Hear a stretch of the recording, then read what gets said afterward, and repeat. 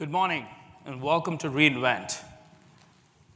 Every one of you here has followed the advice I received when I told my friends I was going to Vegas. You made good choices. Choices which have led you here to this session today. At an event like reInvent, you have a variety of interesting options to choose from, but you decided to be here. And for that, we are very, very grateful. My name is Arvind, and I will be jointly presenting this session with William Yap, Principal Product Manager at AWS. Let me first set the stage and tell you what we're going to talk about. We're going to kick this off by discussing why we are here. We'll share what confidential computing means, what are some of the workloads that require confidential computing, and what are the requirements of these workloads. We'll then proceed to share AWS's perspective on confidential computing and what we have done to make sure confidential computing is always on for our customers. We will then proceed to talk about additional requirements like enhanced isolation and the workloads that can take advantage of capabilities like AWS Nitro Enclaves. And with that, in the true spirit of Vegas, you will learn that what happens in an enclave stays in an enclave. We will then switch gears and talk a little bit about AI workloads and the requirements that have come with these new workloads and what we have done to respond to that. William will then take you through and talk about our new capability, EC2 attestation. We launched it earlier this year. We are very excited about it. This brand new stuff we're going to be talking to you about. And then he'll tell you how we have brought enclave-like capabilities to EC2 instances. And then he'll dive deeper into attestation, tell you how to take advantage of attestation, how to use it, demystify the approach for you. And then we'll walk you through some use cases like confidential inferencing, federated learning, and some others. And then we'll close this session out with some resources for you to take advantage of, so you can start building when you leave this room. Sound good to you? All right, let's get to it. So why are we here? We are here today because you and I share a common goal. We care about building solutions that enable data protection. But let's first talk about data. Because just like us, not all data is created equal. I'm just more handsome than some people. That's just it, right? There's innocuous data and there is sensitive data. When we are talking about data protection, we are talking about data that needs to be protected, sensitive data. Now, if you look at data and you look at what we do with it, everything we do with data can be bucketed under three operations: storing data, moving data, and processing data. Everything we do can fall under one of these three. And data is constantly in that flux. It just keeps moving from data at rest to data in transit and data in use. The mechanisms to protect data while the data is at rest and in transit are fairly mature. They existed for a long time, very well documented. People know how to use it. And many of you probably use it already, I hope. So what we're going to focus on today is protecting data in use. Confidential computing is the ability to protect data while the data is in use, while the data is being processed. And that's what we're going to be talking about today. And that's why we are here. We are here to learn how to build solutions that enable you to protect data while the data is being processed in memory.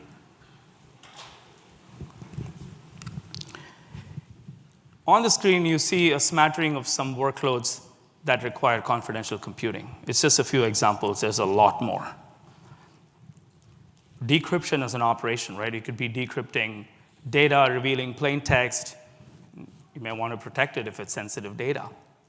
Signing transactions could be financial transactions, could be something else. Signing is a very, very popular workload and use case. Tokenization. Tokenization could mean many things, many different things, depending on the industry, on the vertical you're focused on. It could be tokenizing personally identifiable information. It could be tokenizing financial assets, digital assets. But tokenization is a workload that is begging for protection of the data that is tokenizing. Masking. Masking is another very popular use case. Masking credit card information, masking your name, your social security number, whatever it may be. But you can see there's a common theme with all of this. It's the data types. It's either personally identifiable information or protected healthcare information, financial assets, digital assets, sensitive IP, models. Could be a whole bunch of things. And all of these different workloads come with a common set of requirements. Customers want to make sure that there is no unauthorized access to any of this data. And they also want to make sure that only authorized code that's already been approved and authenticated, is the only one that has the ability to process this data, while keeping their attack surface really low. Because we're processing sensitive data, we want to contain it as much as we can. And some workloads here are more CPU heavy, compute heavy, and certain other workloads are more maybe memory heavy, depending on the workload. So customers want flexibility with resources as well. And all of these set of requirements need to get fulfilled while making sure we are keeping things easy to use. So these are some common set of requirements that we have had to deal with when we work with confidential computing workloads. So when I talk to customers, it often comes down to two considerations. What are you looking to protect, and who are you looking to protect it from? The answer to what you're looking to protect has already been established, right? I think we all agreed we're looking to protect sensitive data. So when you're building specialized capabilities to protect data, it better be the case it is for sensitive data. Otherwise, it may not be worth the effort. So we know we're talking about protecting sensitive data. It's a straightforward answer. When you get into the question of who you're looking to protect it from, the answer is oftentimes twofold. Depending on the workload and the customer, they are at first looking to protect their content from operators of the cloud provider, AWS operators. And depending on the workload and data types, sometimes in addition to protection from AWS operators, customers want to make sure they're protecting that data even from themselves, from customers' own operators. To summarize everything I just said, if you weren't fully following it, confidential computing is the ability to protect data while the data is in use. And customers want to protect that data from us and from themselves. That's it. That's a summary of everything I just said. Protecting data in use. So now let's get into looking at how AWS addresses these considerations. How are we making sure we are protecting the data from AWS operators? Let's start with that. And then I'll segue into how to protect it from yourselves as well. To understand how we have operationalized protecting customer content from AWS operators, we'll have to step back and understand how we reimagined virtualization. On the screen here, you see a representation of what I would like to call classic virtualization. This is still how virtualization looks like in most hyperscalers, in most implementations, and it works fairly well. If you look at the picture, you have these small white boxes at the top. They're all customer instances. They are your VMs. Then you have these colored boxes at the bottom. Let's just say they're all virtualization functions that need to happen to enable the whole virtualization stack. And between these, you have a full-blown hypervisor, the Zen hypervisor, which orchestrates all of these functions, ring fences the VMs, allocates the resources, and everything. So now the host, in addition to providing the VMs, has to contend with having to take care of networking and I/O functions, storage and device models, and other operational functions like management, security, monitoring, all of that. So you can quickly see, in addition to providing the VMs, there's a lot of resources that's getting spent on taking care of operationalizing these virtualization functions, which is all then being orchestrated by a hypervisor. So when we set out on our journey to reimagine this, we challenged the status quo. It's working well, but can we do it better, right? Because we wanted to utilize the resources on the host better than we were, so we can provide more VMs to you. So what we did in that process was start looking at how can we abstract these virtualization functions away from the host. So we free up more resources from the host to basically offer more VMs.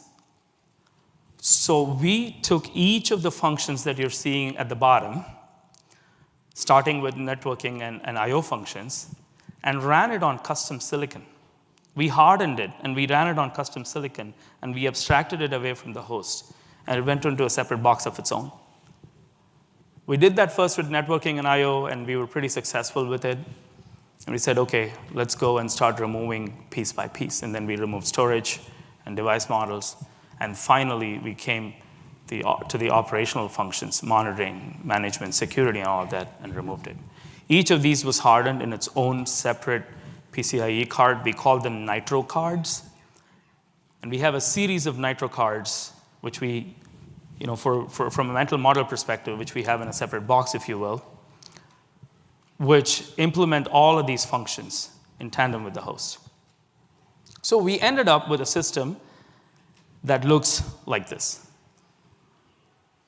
By abstracting all of the virtualization functions away, we were able to remove ourselves also from the host. Now you can quickly see if the host is just left with VMs, it doesn't need a full-blown hypervisor like the Xen hypervisor. So we wrote our own, a very thin, lightweight hypervisor called the Nitro hypervisor,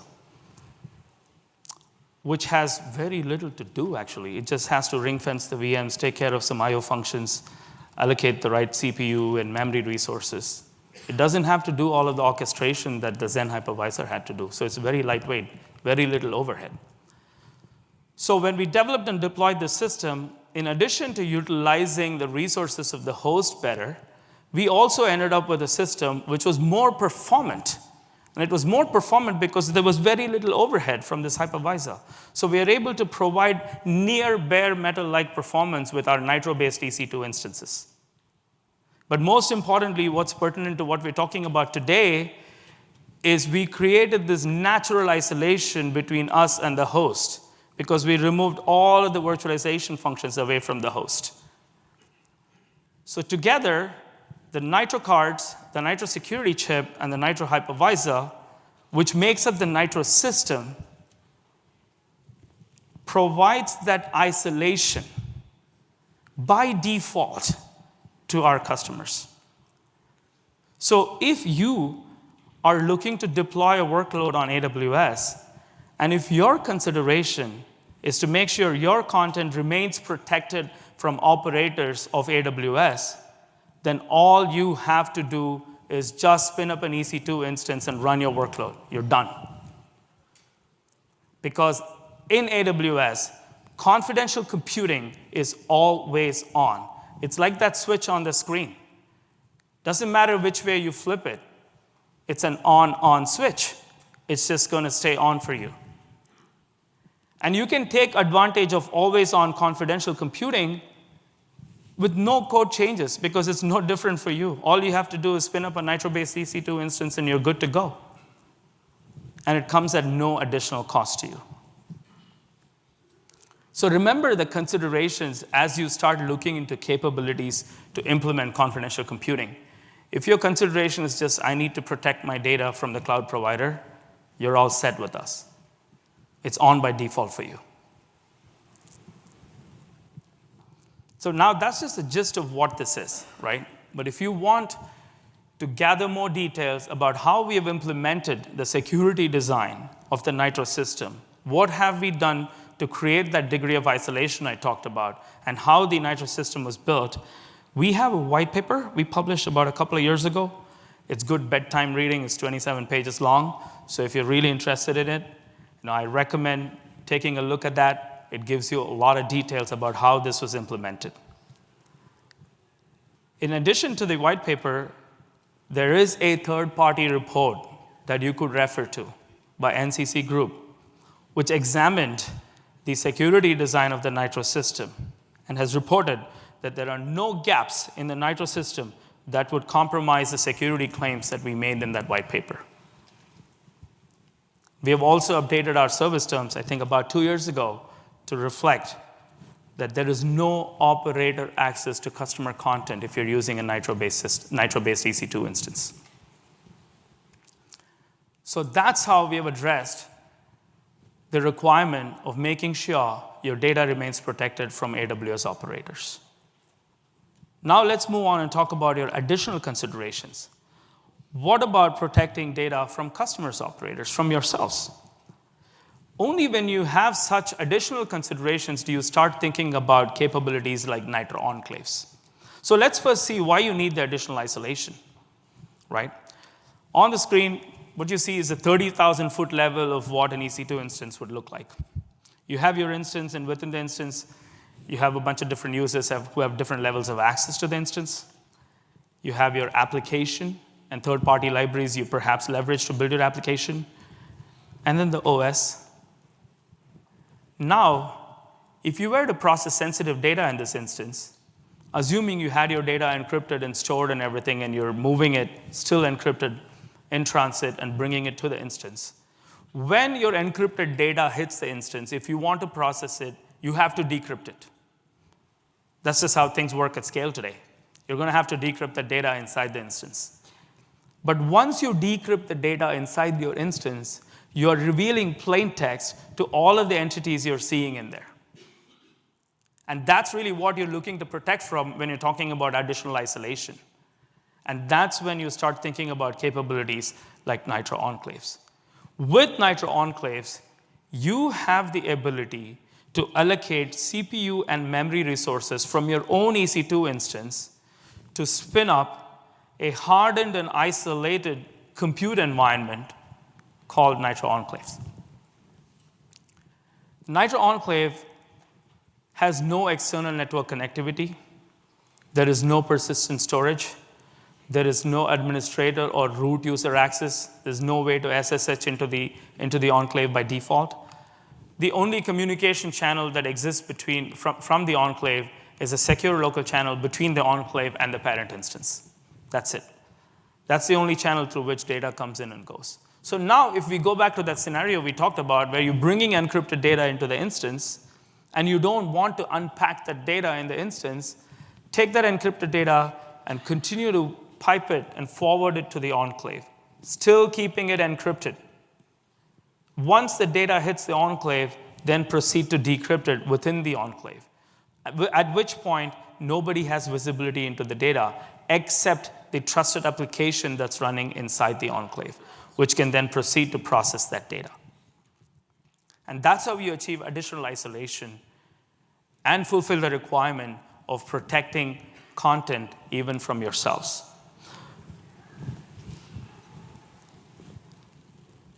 Now here's the cool thing. And in my personal opinion, this is the coolest feature that the enclave offers. Nitro Enclaves can provide proof of identity. By doing this, you can be sure that when you're revealing secrets to the enclave, it is the specific enclave running the expected and trusted application to which you are revealing secrets to. When you decide to spin up an enclave, you're going to build an enclave image. And when you build the enclave image, you're going to get a set of measurements. Let's call it a reference hash. And then when you proceed to deploy the enclave, after the enclave has been deployed, the enclave can fetch an attestation document signed by the Nitro hypervisor. The attestation document contains computed values about the enclave that was launched. It includes information about the enclave image, the application in the enclave, the parent instance ID, IAM roles, and a few other things. These are the computed cryptographic hashes. So when the enclave wants to go and access secrets, what it's going to do is present that attestation document to the entity it's requesting secrets from. And that entity is going to compare this attestation document against the reference hash we talked about when you built the enclave. And if the values match, that is the proof the entity needs to make sure that the enclave has provided proof of its integrity, and it can now establish trust with the enclave to share secrets with it. This is a high level of how attestation works.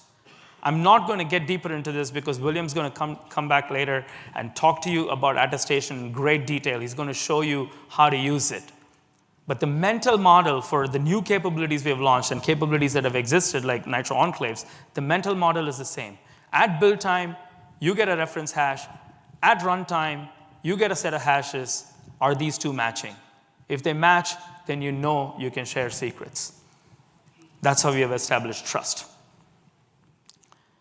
Nitro Enclaves come with first-class integration with KMS. KMS is our key management service. A lot of customers who use Enclaves also use KMS.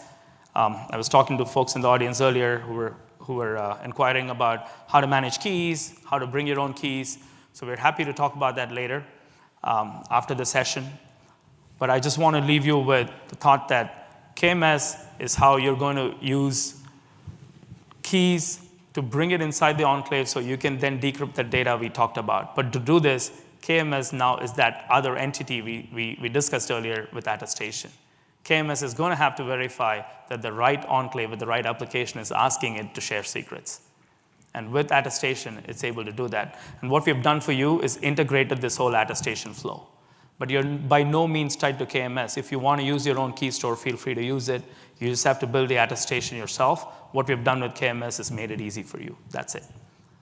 So here's a quick summary of everything we talked about in terms of protecting content even from yourselves. With Nitro Enclaves, you achieve additional isolation and security. There's no external network connectivity, no storage, no administrator root user access, and the only communication channel is a secure local channel. Nitro Enclaves are highly flexible.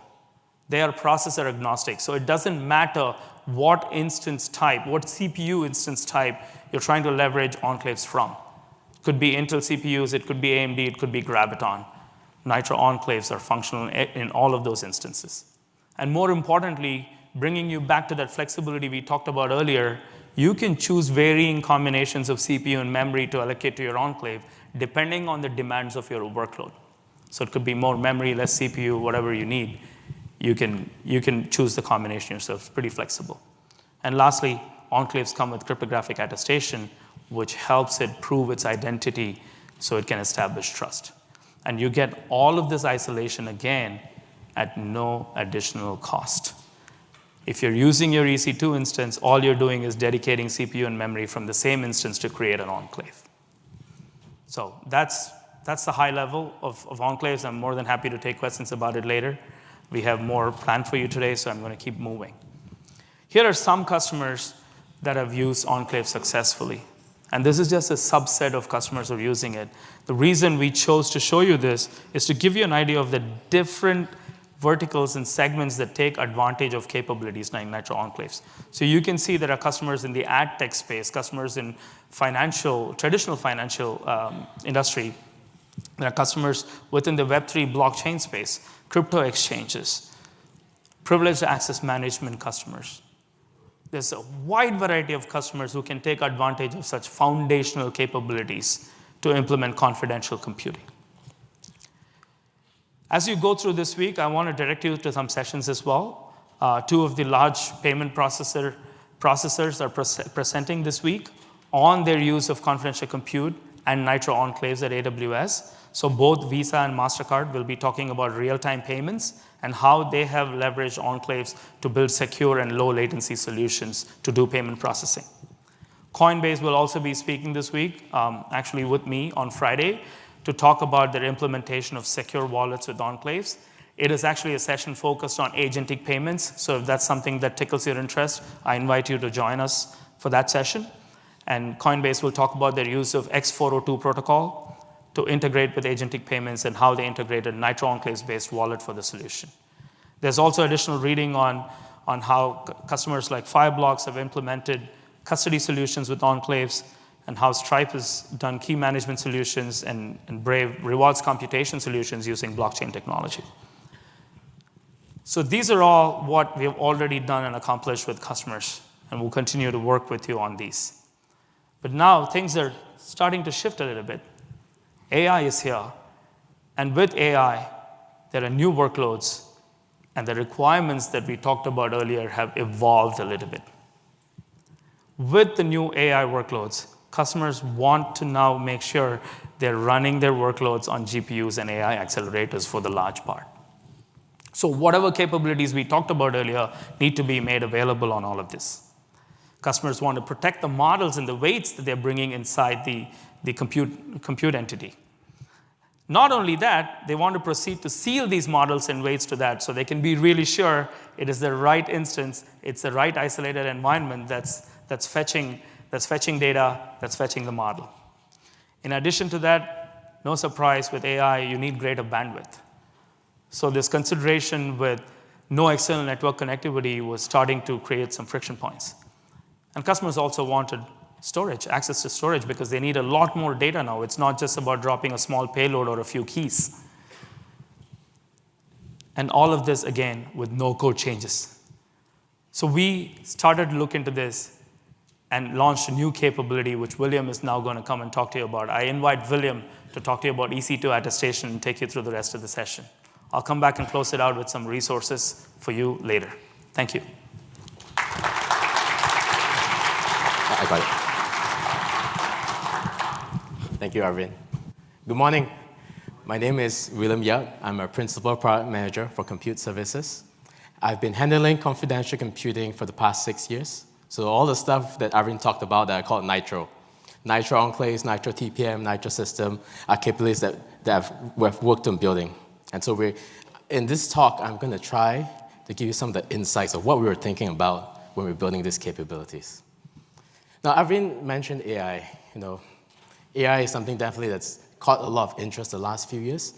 But we're going to use AI as a template, a reference case study to talk about the new confidential computing features that we've built. And 2025 has been a busy year for the Nitro team, and we're excited to tell you all about this. Generative AI is interesting for confidential computing because of the sheer number of sensitive data that you're looking to bring there, as well as the multiple parties that are involved. I've simplified what it means here for user data, but what I'm talking about, it could be prompts, it could be your business data, financial information, personal data, things you bring through via RAG, knowledge bases, and all. These are things that you want to protect. The second thing that's sensitive is the model itself. For closed models, the model weights represent significant investment to train those models. You would like to protect that too. And depending on the type of outputs that you're producing, it could be sensitive. So as you can see, multiple sources of sensitive data and different parties that's owning each of it. And we want to protect that. So when you have multiple sources of data that are going into the models for inferencing, we're seeing customers, enterprises, who are looking for ways to give stronger data privacy assurances to their end users.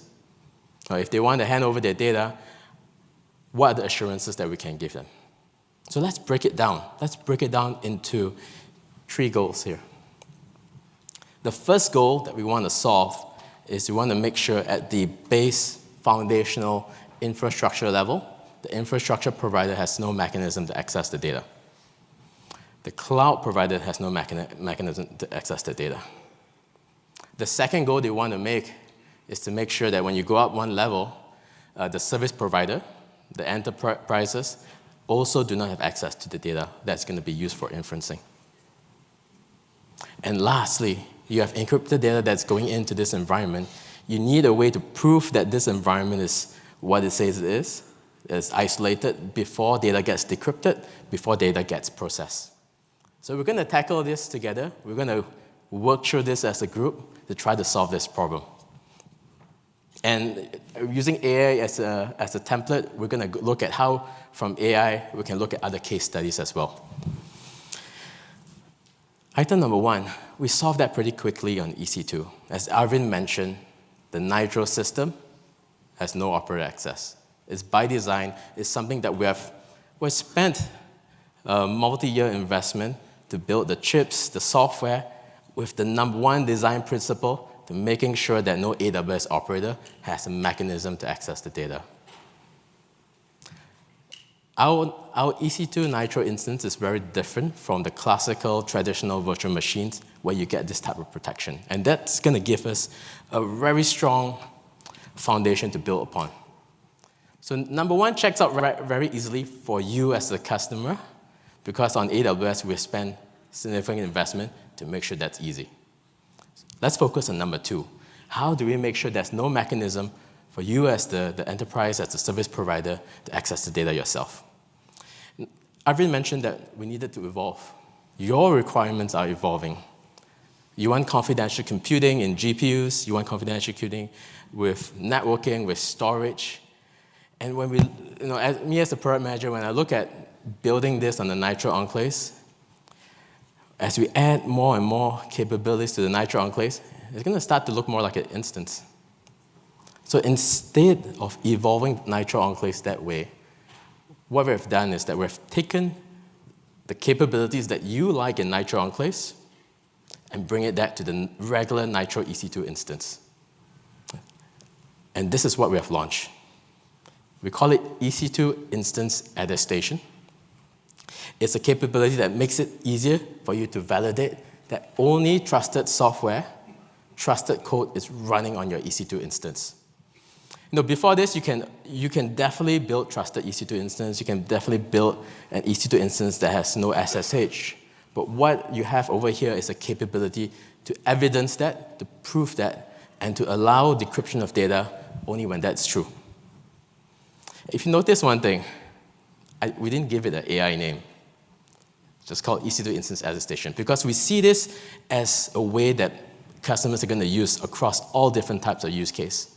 We see this as something very powerful that you're going to use generally. So what is EC2 attestation? It comprises of several capabilities, and I'm going to talk a bit about right now. At the base layer, we have the Nitro system. This is a Nitro EC2 instance. It has zero operator access. We have this device that you can attach to an EC2 instance called the Nitro TPM, the Nitro Trusted Platform Module. This is something we have already.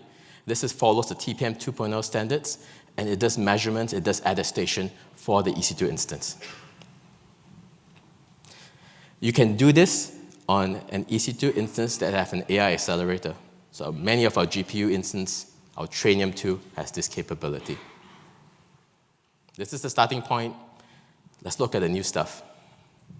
The first new stuff that we have launched is attestable Amazon machine images. This is a new way to build armies.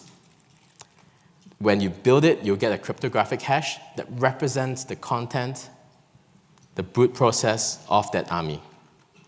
We're going to dig deeper into that shortly. Next thing that's new, Nitro TPM attestation document. Now you can generate the same style of attestation document that you get from Nitro Enclaves with Nitro TPM on a regular Nitro EC2 instance. This makes the attestation process very easy to do. You no longer have to do the multi-step dance. You just have a document that's signed with all the necessary information. And the last thing that we have launched is that we know that every customer is going to need to figure out key management and attestation, and how you're going to have the data encrypted and only allow decryption when the attestation passes. And so we have done the heavy lift for our customers by integrating that with AWS KMS, integrating Nitro TPM with AWS KMS. With these three capabilities combined, this gives you the tools to configure your EC2 instance into an isolated compute environment, into an environment you yourself cannot get access to. Let's dig into each and every one of them in detail. First one, attestable armies. It's a new way of building armies where At the time you complete building and creating that army, you get a corresponding hash. It contains a measurement of everything you have put inside the army. And the hash that you get from this army is your reference measurement. This is the true hash. Because you know all the ingredients that you have put inside the army, you know that this is the true one, and you're going to keep it securely to validate against later. Let's keep that in mind. So if I go back to the problem that we're trying to solve here, you now have an inferencing environment where you want to lock yourself out. What kind of configurations can I do here? How should I set it up in a way that I don't have access? Well, we do have some best practices to share here. And this is documented as well. And I say best practices because it does vary according to the type of use cases, depending on how you're planning to use it. But the first one, the most important one, you want to remove all forms of interactive access. What I mean by interactive access, no SSH, no serial console, no SSM, and the likes. And we're not talking just about disabling a user access to the SSH function. What we're talking about is the SSHD's daemon is not even installed. There's no mechanism at all. First one is removing that access. Second thing is that you want to validate and ensure that only trusted code are running inside that instance, inside your army. Because you're doing highly sensitive processing, you don't want to install all types of packages that may or may not be necessary. You want to look at only the necessary packages, only the necessary tools to be able to run that workload.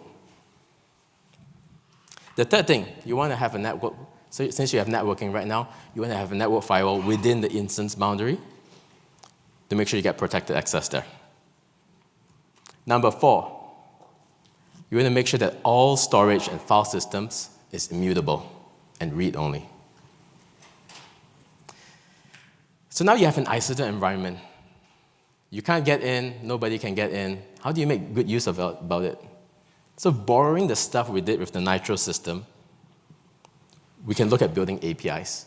Not just any APIs, build trusted APIs that needs to be authenticated, that needs to be verified, it's going to be logged, authorized before it can be used. And ensure, because you are the designer of these APIs, ensure that this APIs doesn't do anything that's not supposed to do, that's not documented, that doesn't interact with customer data, with user data in an unapproved way. So these are the 5 best practices, and you can put these ingredients into an isolated compute configuration file. That's the ingredients. Let's put it into a recipe. At the base layer, you have an Amazon Linux, just a base image, very minimal. You have your trusted code, and then you got your configuration. Now we work with an open source tool called Kiwi.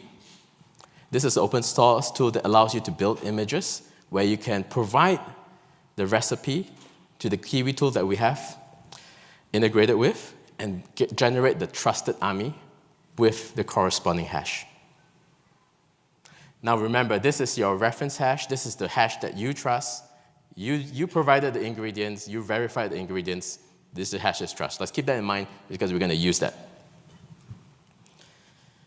With Nitro TPM, when you launch an EC2 instance and you enable Nitro TPM, the Nitro TPM device gets attached there to your EC2 instance. And at launch, it will measure everything about that EC2 instance. And notice something, the GPU and AI chip are within the protected boundary of the EC2 instance. When you measure it, you get a calculated hash. And you can compare this calculated hash of this instance, check it against your reference hash to see is this the instance running the configurations that I've stated that have 0 operator access? If it's true, I've done it the right way. So before this, you can absolutely create an EC2 instance that has no SSH. The difference here is that you can get the measurements and compare against that. That's how we solve goal number 2. No mechanism for you to access user data, the isolated compute environment.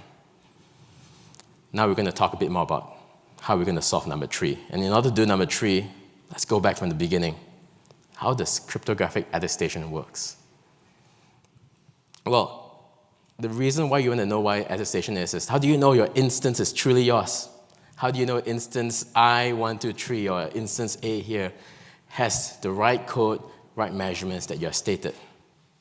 I think if you spend time, you can definitely figure that part out. But imagine if you have hundreds of thousands of instances, that problem gets multiplied. We need a more scalable way to determine whether this is the right instance, your trusted instance, before you're sending highly sensitive data to it. For the humans, we kind of solved this problem already. I know most of us, we traveled into Vegas by plane. We have to go through, everybody has the passport or identity card, real ID to get over here in Vegas.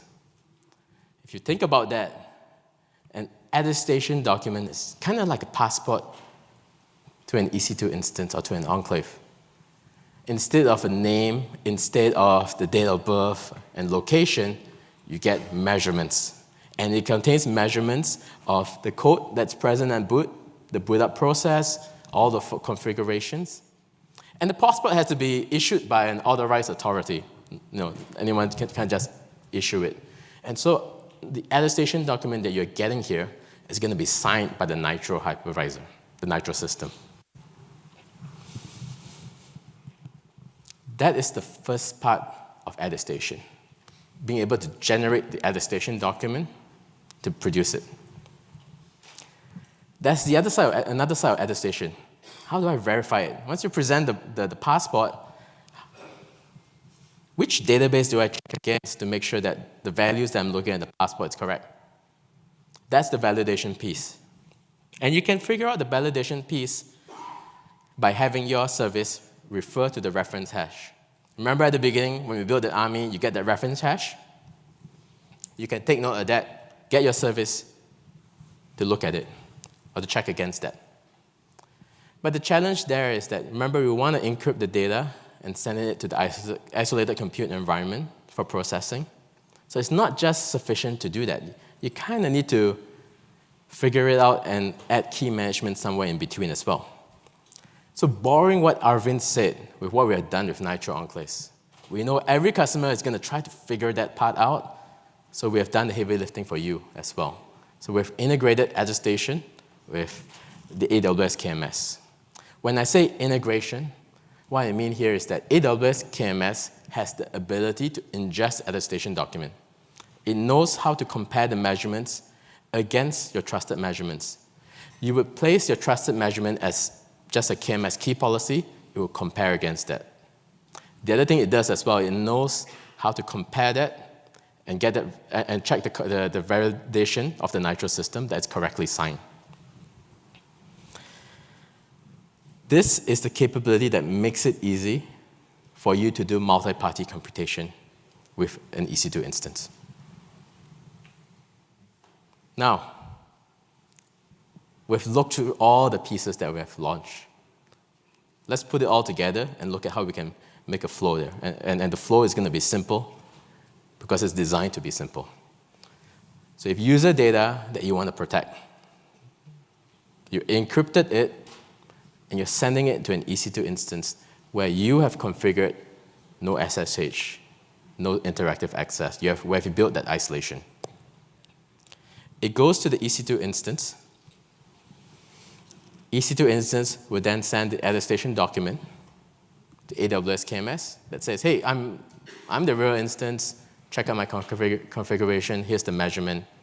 AWS KMS takes that, compares that against your key policy, compares that against the real, your reference measurement there. If it checks out, it will release the encrypted data key back to the EC2 instance, where only the EC2 instance can decrypt it. So now you have user data that have been decrypted. You can process it in that LLM, do that inferencing, and depending on whether the outputs are sensitive or not, you can encrypt it and send it back out. This is the flow that we think is very powerful for customers. By the end of this week, we have, as Ari mentioned, we have workshops, we have code talks. Everyone can leave Vegas with an application that does this. And we're going to have the workshop online as well if we don't get to it. This is how we solve the 3 privacy goals. And we've made that process very easy for our customers by providing the combination of these tools to do it. Now, I promised at the beginning of my talk that we're going to talk more about AI. I mean, you're just using this as a reference case study. So let's talk a bit more about how we're going to look at this and how does this vary. In the example that I provided earlier, you have this flow here. You have the end user that you want to protect, end user data you want to protect, you have the model data you want to protect. And the processing in the middle is inferencing. But let's say we take away inferencing for a second here. And instead of the model provider and user data, we say, let's have 2 hospitals. They have patient data, and hospital A and hospital B are saying that if we can find a way to collaborate, share some patient data, we can get some metrics, we can get some information that's going to help with our research. This is a privacy-preserving way of doing it, where you can encrypt the data, send it to an environment that neither party can get access to, do the processing that both parties have agreed to, and only allow decryption of the data when that's true. So if we've changed the processing in the middle, we changed the party, but the diagram looks similar. It's a multi-party computation process. Now let's change the hospitals to something else. Consumer goods. Let's say you have 2 different companies that are processing user preferences. In the ad tech space, they want to tokenize user identity. So instead of looking at William's preferences for shoes, they're going to look at token A, B, C's preferences for shoes. The sensitive processing part of this is a tokenization process, changing the name William into a token. Because if I get access to that tokenization engine, I can reverse it, I can see it. You want to run that in an isolated compute environment in a way that neither parties can do it. So we're seeing a lot of interest in the ad tech space. Federated learning. Let's say you can't send the patient data out. Cancer centers, hospitals sometimes have a requirement that they can't do that. So with federated learning, what they're doing instead is that they're training the data locally, building the models locally, and just sending the model weights out to a central location. The central location will be an aggregator that combines all the model weights together to get a global model where all the parties can use and gain benefits to. What I've changed here in this diagram is just the number of users and the processing. The concept that we have here is still the same. Multi-party computation, building the isolated environment that no party can get access to, encrypting the data, whether it's model weights to sensitive data, sending it to the environment, and decrypting it when it's proven to be true. So I hope we learn the new process today. As I mentioned, everyone here can leave Vegas with the new application that does this, with a confidential computing application. I'm going to hand it over to my colleague, Arvin, who will give you more resources on how you can leverage those capabilities.